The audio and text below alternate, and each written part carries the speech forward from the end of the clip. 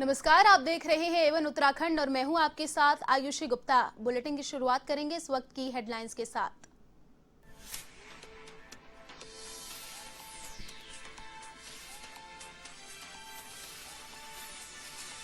Uttarakhand CM Pushkar Dhami ने किया मुख्यमंत्री वात्सल्य योजना का शुभारंभ। पहले चरण में कोविड में अनाथ हुए बच्चों को प्रत्येक माह मिलेंगे 3,000 रुपए। शिक्षा एवं स्वास्थ्य सुविधाओं का मिलेगा लाभ।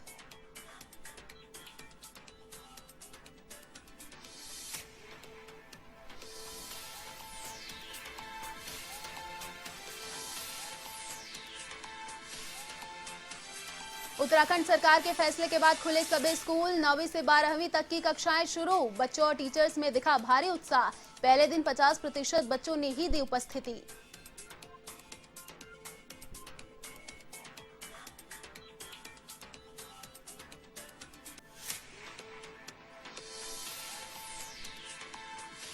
उत्तराखंड के नेता प्रतिपक्ष प्रीतम सिंह का मंगलौर दौरा। कई सामाजिक कार्यक्रमों में की शिरकत तो बीजेपी पर साधा निशाना।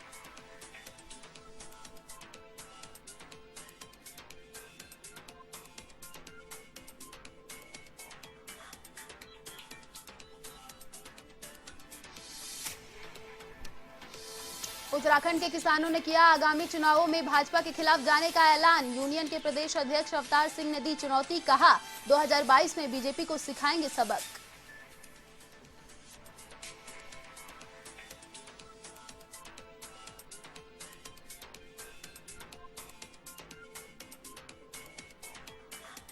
सावन का दूसरा सोमवार आज। उत्तराखंड के मंदिरों में हो रहा जलाभिषेक तो केदारनाथ में पसरा सन्नाटा। कोरोना के चलते यात्रा पर लगी है रोक। मंदिर के पुजारी, वेदापीठ और तीर्थ पुरोहित ही कर रहे हैं जलाभिषेक।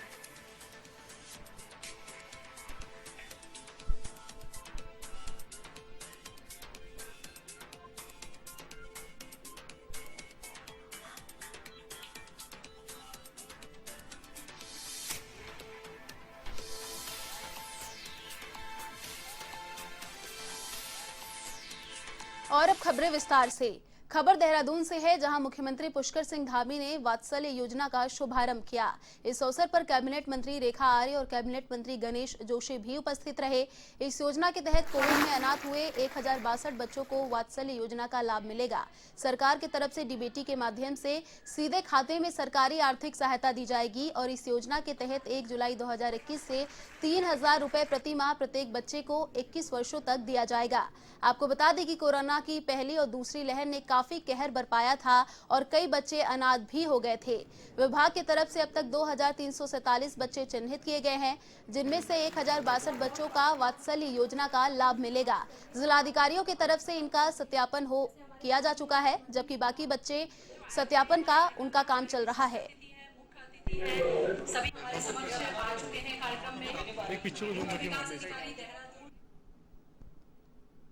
देखिए, प्रत्येक माह के हिसाब से उन बच्चों को आगे बढ़ने के लिए उनके भरण पोषण करें, देगी, खाद्यान्न की सामग्री देगी, उनकी शिक्षा की व्यवस्था करेगी। और वो वात्सल्य योजना ही हमने इसलिए रखा है कि माँ बाप के बाद उनको सरकार हर तरीके से वात्सल्य देने का काम करेगी। में जो है इन बच्चों की संरक्षण रखने की बात करी है, तो बहुत बड़ा दिन है। ये बच्चे किसी भी प्रकार से अपने आप को अकेला ना समझें, ये बच्चे किसी भी प्रकार से अपने आप को असहाय न समझें। ये बच्चे हर प्रकार से सरकार जो सहारा दे सकती है, एक अभिभावक की भूमिका के रूप में, सरकार बुआ के रूप में भी और सरकार मामा के रूप में भी और भारतीय जनता पार्टी की जो अंत्योदय की जो उसकी परिकल्पना है, उसके रूप में भी हर प्रकार से इन बच्चों को संरक्षित करने का काम कर रही है। मैं कहना चाहूँगी कि प्रदेश भर में 2,347 बच्चे जो है इस कोरोना को लेकर जो है चिन्हित किए गए हैं, जो कि अनाथ हुए हैं। मैंने सभी जिलाधिकारियों को निर्देशित किया है और माननीय मुख्यमंत्री जी ने भी कहा है कि जो शेष बच्चे जो इसमें रह गए हैं, जिनका अभी वेरिफिकेशन का काम चल रहा है, उसको तेज गति से जोड़ें। साथ साथ में जो प्रधानमंत्री केयर फंड है, उस योजना से भी उन बच्चों। उत्तराखंड के नेता प्रतिपक्ष प्रीतम सिंह मंगलौर के दौरे पर रहे, जहां उन्होंने एक शोक सभा में शिरकत की। आपको बता दें कि मंगलौर नगर पालिका के पूर्व चेयरमैन चौधरी इस्लाम के पुत्र की कुछ दिनों पहले मृत्यु हो गई थी, जिसे लेकर नेता प्रतिपक्ष ने शोकाकुल परिवार को ढांढस बंधाया।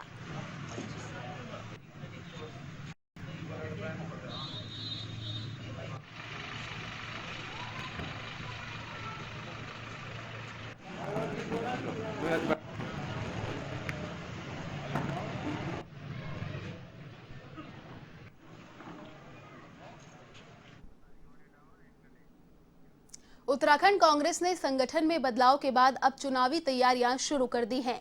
इस कड़ी में कांग्रेस ऋषिकेश में 3 से 5 अगस्त तक 3 दिवसीय विचार मंथन शिविर का आयोजन कर रही है। शिविर में उत्तराखंड कांग्रेस आगामी विधानसभा चुनाव अभियान की शुरुआत करेगी। अखिल भारतीय कांग्रेस कमेटी की मीडिया प्रभारी एस लटफ्लेंगे और मीडिया प्रभारी राजीव महर्षि ने बताया कि शिविर 3 अगस्त से शुरू होगा। पहले दिन सभी कमेटियों से फीडबैक और आगे की कार्य योजना की जानकारी ली जाएगी। दूसरे दिन सभी फ्रंटल संगठन और जिला कांग्रेस कमेटी के सदस्यों के साथ बैठक होगी। तीसरे दिन कांग्रेस कोर कमेटी की बैठक होगी। वहीं विचार मंथन चुनाव घोषणा पत्र के लिए सुझाव, प्रस्तावित मुद्दों एवं अभियान, प्रस्तावित यात्राओं एवं सभाओं और चुनाव की तैयारी के लेकर व्यक्तिगत कार्ययोजना पर विस्तृत चर्चा व सुझाव लिए जाएंगे। सभी कमेटियों के सदस्य अपने प्रस्ताव कोर कमेटी के समक्ष लिखित या मौखिक रूप से पेश करेंगे।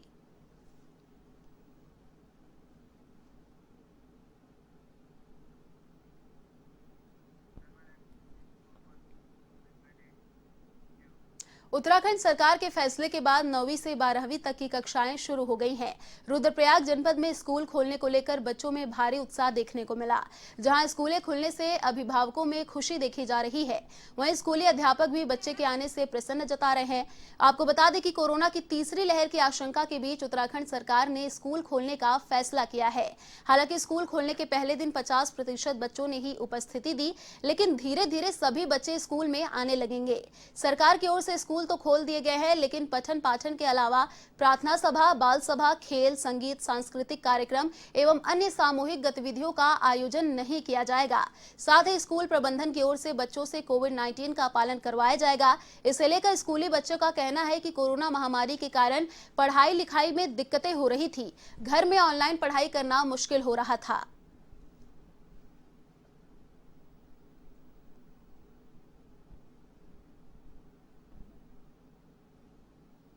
ये लंबे समय के इंतजार के बाद आज विद्यालय में बच्चे आने के लिए उत्साहित हैं, लेकिन उपस्थिति जो है 50% हमारे बच्चों की हुई है। संडे को हमने सारे कक्षाओं को सैनिटाइज करवा दिया था।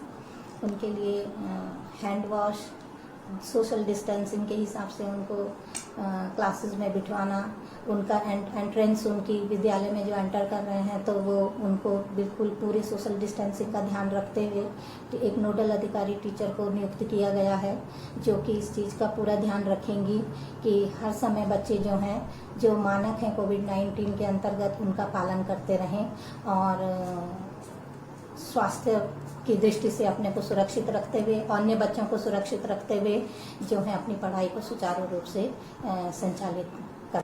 हमें स्कूल खुलने के बाद बहुत अच्छा महसूस हो रहा है, क्योंकि इससे हमारी पढ़ाई में बहुत सारे लॉस आ गए थे। अब स्कूल आके हमें सीखने को बहुत अच्छी और कोविड गाइडलाइन को हम फॉलो कर रहे हैं, सोशल डिस्टेंसिंग बना रहे हैं, मास्क हम प्रॉपरली पहन रहे हैं। नहीं, हमारे गाँव अभी पूरी तरह सेफ है और टाइम के बाद हमारे आज स्कूल खुले हैं, जिस कारण से हमें बहुत अच्छा फील हो रहा है। कल तक हमें जो मोबाइल में ऑनलाइन पढ़ाई हो रही थी, तो उसकी वजह से हमें बहुत सारी प्रॉब्लम्स होती थी, जैसे कभी नेट नहीं चलता तो कभी कुछ होता है। इस कारण से आज फेस टू फेस हमारी पढ़ाई हो रही है, तो हमें ये चाहते हैं कि पढ़ाई हमारी। खबर उत्तराखंड के कालीढूंगी क्षेत्र से है, जहां 9वीं से 12वीं तक के सरकारी विद्यालय खोले गए हैं। इस दौरान राजकीय इंटर कॉलेज बेलपड़ाव में कोविड-19 को लेकर वैक्सीनेशन का कार्य स्वास्थ्य विभाग की टीम द्वारा किया जा रहा है। तो वहीं ब्लॉक कोटाबाग के उत्कृष्ट विद्यालय में छात्र छात्राओं को काफी समस्याओं का सामना करना पड़ा। सोशल डिस्टेंसिंग के चलते बच्चों को विद्यालय प्रांगण में बैठकर पढ़ाई करने को मजबूर होना पड़ा। प्रधानाचार्य ने कहा कि उच्चाधिकार समस्या से अवगत करा दिया गया है, जल्द ही समस्या का समाधान किया जाएगा।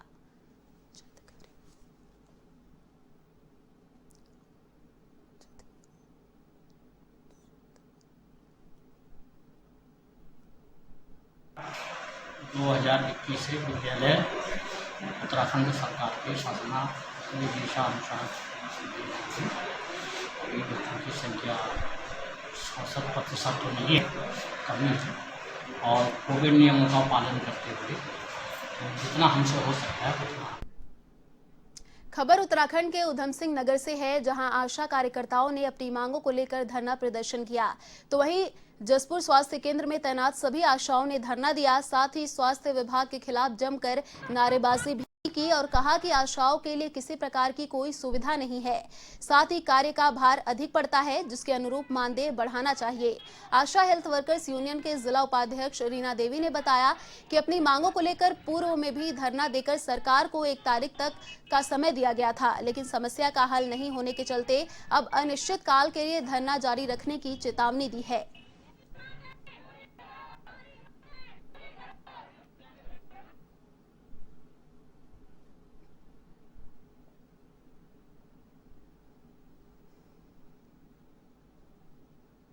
हमारा आज से धरना चालू है, क्योंकि हमने पहले सरकार को चेतावनी दी थी कि हमारी मांगे हैं 1 तारीख तक अगर वो पूरी कर देते हैं तो हम ना कोई धरना करेंगे ना हम कोई हड़ताल करेंगे। उन्होंने हमारी कल तक कोई सुनवाई नहीं की। अब हमारा धरना अनिश्चित काल के लिए है। अगर मानते हैं तो ठीक है, नहीं मानते तो हमारी लड़ाई आंदोलन में बदल जाएगी और पता नहीं हमारी कब तक रहेगी, आगे कहाँ तक लड़ाई जाएगी, इसका भी हमें भी अभी कोई अंदाजा नहीं। गया था आशाओं को मृत्यु दल के ऊपर गया, शिशु मृत्यु दल पे, मातृ शिशु दल, मृत्यु दल, तो उसमें हमने काम लिया, हम उसी पे रखे गए थे। आज ये हमसे इतना काम बढ़ा रहे हैं कि कोविड में हमारी ड्यूटी लगाते हैं, उसके बाद में हमें वेतन नहीं मिलता है और हमें सर्वे कराते हैं कि आप घर घर जाइए, 2 गज की दूरी बनाइए, उनसे बूझिए, उनके किवाड़ों को मत छुइए, थोड़ा वो मत करिए। हम अपनी जान सुरक्षा न कर करके हथेली पे लेकर के उनके घर पे जाते हैं, उनको सबको डील करते हैं, कराते हैं, लेकिन पैसे के मामले में बिल्कुल नील हो जाते हैं। आगामी विधानसभा चुनाव को लेकर कार्यकर्ताओं में जोश भरने के लिए यूकेडी के केंद्रीय अध्यक्ष काशी सिंह एरी अल्मोड़ा पहुंचे, जहां उन्होंने कहा कि उनकी पार्टी प्रदेश की 70 की 70 सीटों पर चुनाव लड़ेगी और उन्होंने दावा किया कि आगामी चुनाव में उनकी पार्टी अच्छी सीटों पर जीत दर्ज करेगी। वहीं राज्य में जमीनों की खरीद फरोख्त रोकने के लिए एक मजबूत भू कानून उनका प्रमुख मुद्दा रहेगा। यूकेडी के केंद्रीय अध्यक्ष काशी सिंह एरी ने कहा कि आगामी चुनाव को लेकर उनका दल किसी भी राष्ट्रीय दलों के साथ कोई समझौता नहीं करेगा, लेकिन समान विचारधारा वाले क्षेत्रीय दलों को साथ लेकर चलने की कोशिश की जाएगी।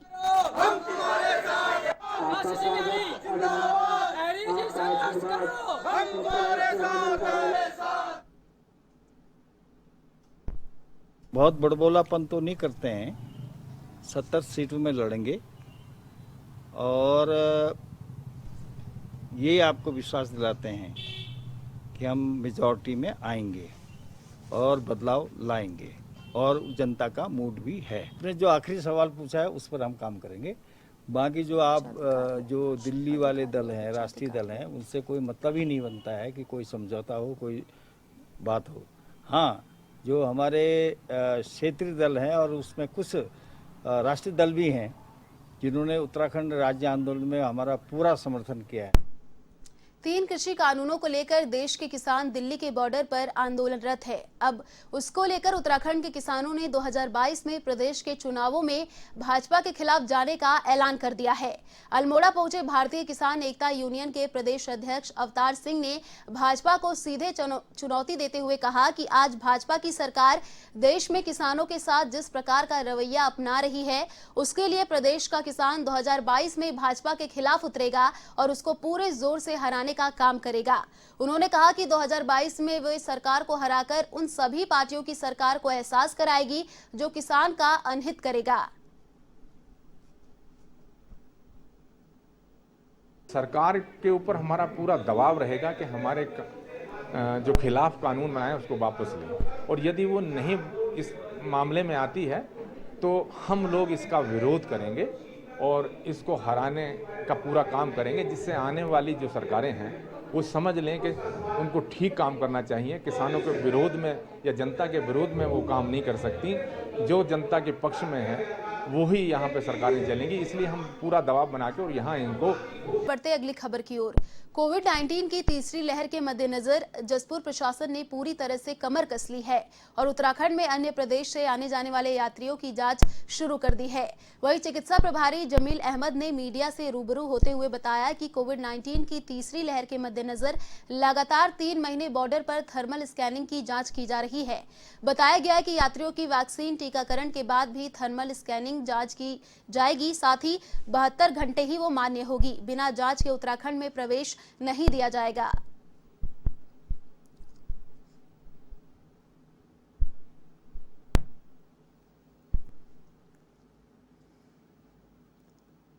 जसपुर पर बैठे हैं, ये जसपुर के अंतर्गत आता है।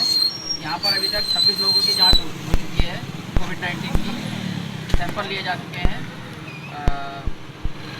जो कोविड की जांच है लगातार चल रही है। पिछले 3 महीने से हम यहाँ लगातार बैठे हुए हैं, चाहे जाड़ा हो चाहे बरसात हो, फिर भी यहाँ बैठे हुए हैं जांच के लिए, ताकि तीसरी लहर से बचा जा सके। खबर उत्तराखंड के लालकुआ क्षेत्र से है, जहां हल्दू चौड़ में बाइक सवार 2 युवकों ने एक वृद्ध महिला के गले से चैन लूटकर फरार हो गए। हालांकि पुलिस ने सूचना पर तुरंत नाकाबंदी कर बाइक सवार 3 बदमाशों को धर दबोचा। बदमाशों के पास बाइक भी चोरी की निकली है, जिसकी नंबर प्लेट बदलकर लूट की वारदात को अंजाम दिया गया। क्षेत्राधिकारी प्रमोद कुमार शाह ने बताया कि घटना में इस्तेमाल बाइक समेत लूटी गई चेन बरामद कर ली गई है। साथ ही मामले की जांच में पुलिस जुट चुकी है।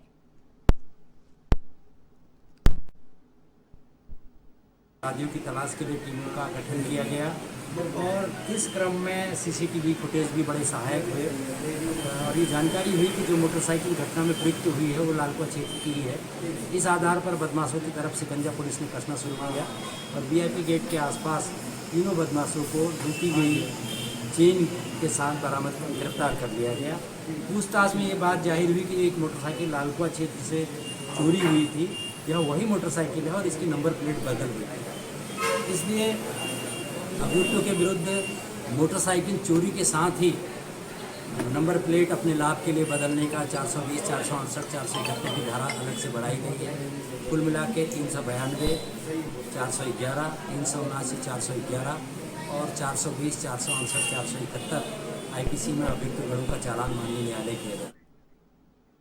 कोरोना महामारी के चलते उत्तराखंड हाईकोर्ट ने केदारनाथ धाम की यात्रा पर रोक लगा रखी है, जिसके चलते सावन महीने के सोमवार पर केदारनाथ धाम में भक्तों के बिना सन्नाटा पसरा हुआ दिखा। हालांकि मंदिर के पुजारी और तीर्थ पुरोहित बाबा केदार की पूजा अर्चना कर रहे हैं।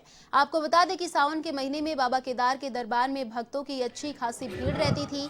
देश विदेश के अनेक हिस्सों से भक्त बाबा केदार का जलाभिषेक करने के लिए पहुंचते थे, लेकिन कोरोना महामारी के चलते यात्रा पर रोक लगने से केदारनाथ धाम में सन्नाटा पसरा हुआ है। हालांकि 2020 में कोरोना महामारी पर नियंत्रण के बाद अंतिम चरण की यात्रा खोल दी गई थी, लेकिन इस बार यात्रा न खुलने से भक्तों में निराशा है। पुरोहित अंकित सोमवाल ने कहा कि सावन सोमवार के अवसर पर बाबा को ब्रह्मकमल के फूल अर्पित किए गए हैं। तो वहीं केदार सभा के अध्यक्ष विनोद शुक्ला ने कहा कि सरकार यात्रा खोलने को लेकर कोई ठोस कदम नहीं उठा पा रही है।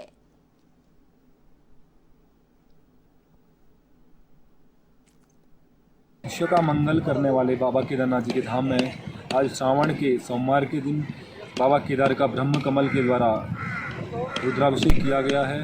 बाबा केदार से यही मनोकामना की गई है, हे भगवान, जो कोरोना महामारी है इसका जल्द से जल्द निवारण हो और आपके जो भक्त हैं पुनः पूर्व की भांति आपके दर्शन के लिए यहाँ बारंबार पहुँचते रहें। जय बाबा केदार। आज आप देख रहे हैं ये केदारनाथ की सारी धर्मशालाएं बंद पड़ी हुई हैं। जहाँ पर आज यात्रियों ने रहना था वो सारी धर्मशालाएं बंद पड़ी हुई हैं। कारण यह है कि सरकार ने यात्रा की व्यवस्था सुचारू रूप से नहीं की, जिससे कि यात्रा में बड़ी बाधाएं आई हैं और हमारे चारों धामों में सरकार ने यात्रियों को बंद कर रखा है, जिससे पूरी घाटी के लोगों में जो है बेरोजगारी फैल गई है। मैं सरकार से पूछना चाहता हूं कि सरकार श्री केदारनाथ धाम में पैसों का मिसयूज क्यों कर रही है। देखिए यहाँ पर जो गंगा घाट था, अभी 1 साल पहले 28 करोड़ रुपया से वो घाट बना और वहाँ पर जो चेंजिंग रूम है वो 27 करोड़ से बना हुआ था और आज तक सरकार ने बिना हमको विश्वास में लिए हुए घाट को तोड़ दिया है। खबर उत्तराखंड के ऋषिकेश से है, जहां कोविड-19 महामारी में अनाथ हुए बच्चों को मुख्यमंत्री वात्सल्य योजना के तहत लाभ मिलेगा। तहसील परिसर में विधानसभा अध्यक्ष प्रेमचंद्र अग्रवाल ने योजना का शुभारंभ कर वितरित किए। आपको बता दें कि अब प्रत्येक माह प्रभावित बच्चों को मुख्यमंत्री वात्सल्य योजना के तहत 3-3 हजार रुपए बैंक खाते में डाले जाएंगे। तो वही विधानसभा अध्यक्ष ने अपनी ओर से भी ऋषिकेश विधानसभा क्षेत्र में कोरोना से मरने वाले प्रत्येक परिवार को 10-10 हजार रुपए विवेकाधीन कोष में देने की घोषणा की है। अध्यक्ष ने कहा कि कोरोना काल के दौरान अनेक बच्चों के सिर से उनके माता पिता व संरक्षक का साया हमेशा हमेशा के लिए उठ गया। ऐसे निराश्रित बच्चों के कल्याण के लिए मुख्यमंत्री वात्सल्य योजना शुरू की गई है।